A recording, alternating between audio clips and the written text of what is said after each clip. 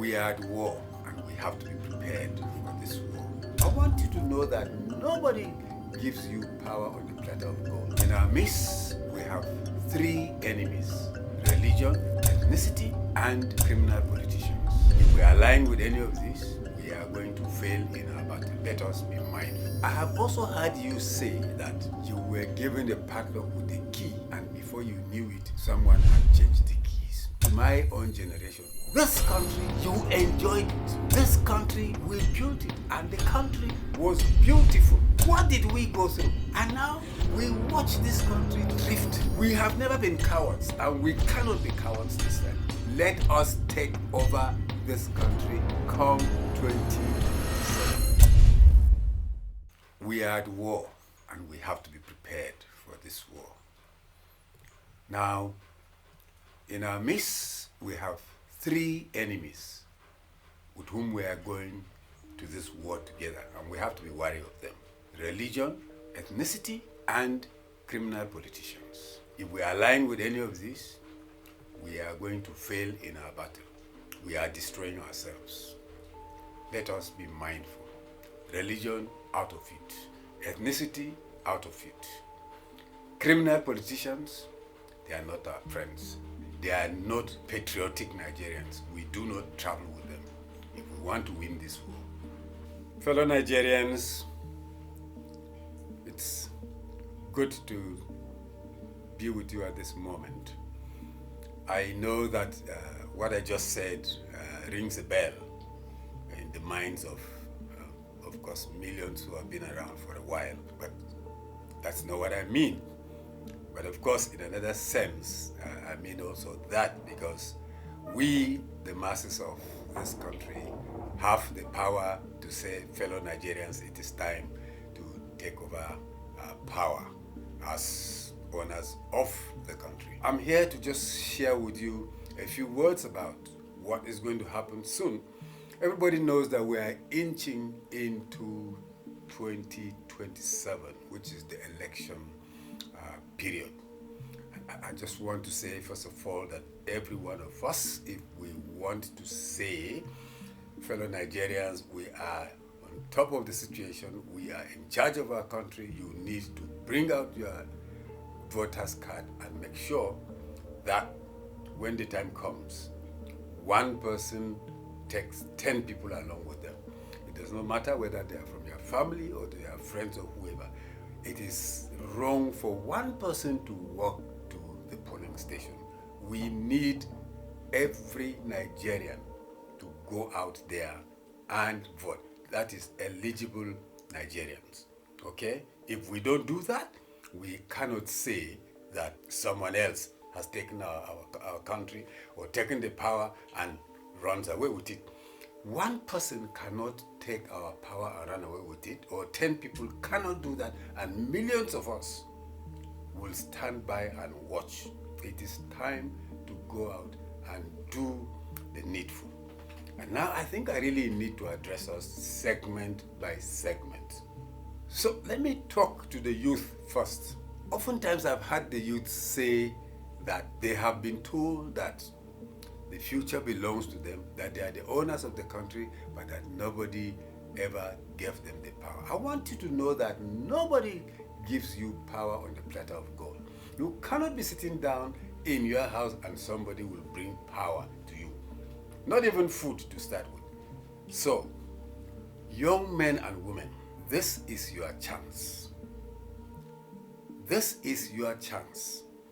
You did it in 2023 to a large extent, but the numbers that we expected was not what we had hoped for.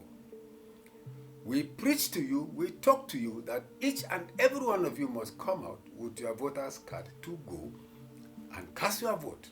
But when voting came, when the real election came, not all of you went out to vote.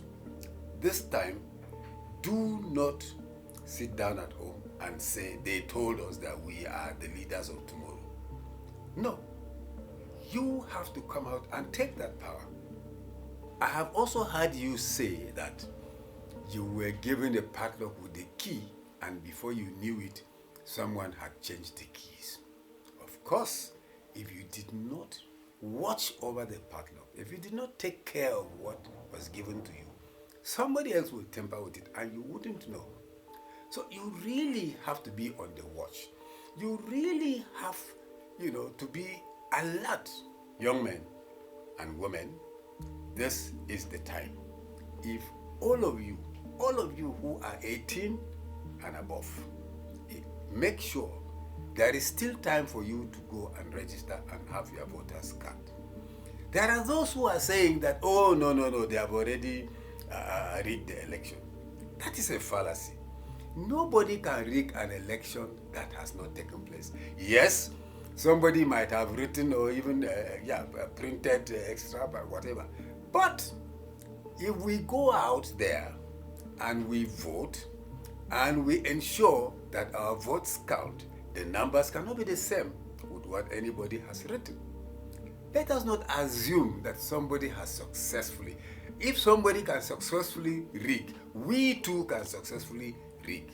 So we must go out to vote. Young people, I won't say it more than this. This is the time.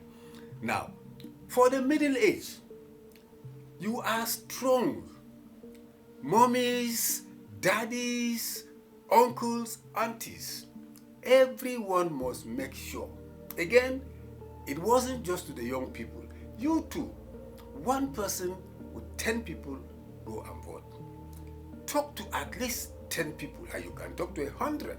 And those of you who have control over populations, just make sure that you take them to the voting place.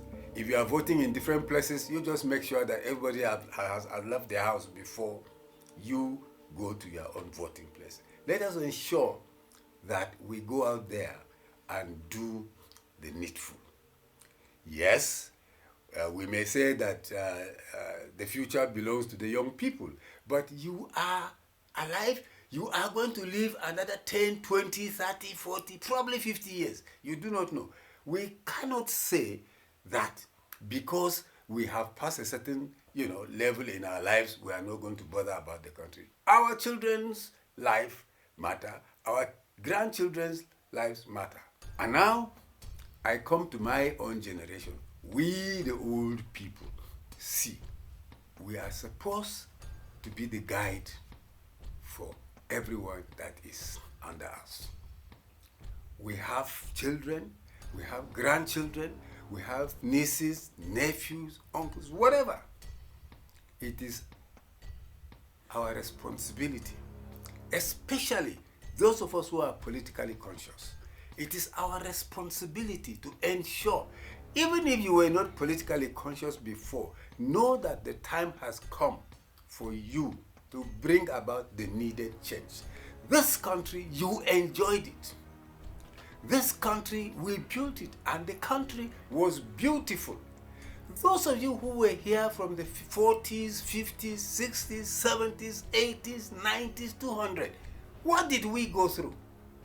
And now we watch this country drift because of one person or one party. That cannot be. Every one of us, yes, people have accused us of being the ones that are messing the country up. Of course, we are not the ones, because one person goes there and messes up is not our responsibility. It is not all of us that are sitting in that office, okay? But it is our responsibility to make sure that such people do not get into power anymore. I spent a lot of energy and time writing to advise people before the 2023 election. Of course, quite a number of people heeded, but we cannot go back there. Let's say it was a burden for us, but this time we cannot blame anybody if we do not mobilize the crowd that is around us and to make sure that we have good elections. I want to also appeal to my people of the Middle Belt. Remember that you are the people that hold this country together. The North, the South, we are in the middle. We are the people that are bringing them together. Now, you can remember, go back to the days of the Civil War. Who fought that war? If you were around, go back memory lane. We brought this country together, and I want us to prove that we can still do it. We can do it again. My fellow brothers and sisters, we can do it again. We have never been cowards, and we cannot be cowards this time. Let us move as we did in the past. Thank you very much.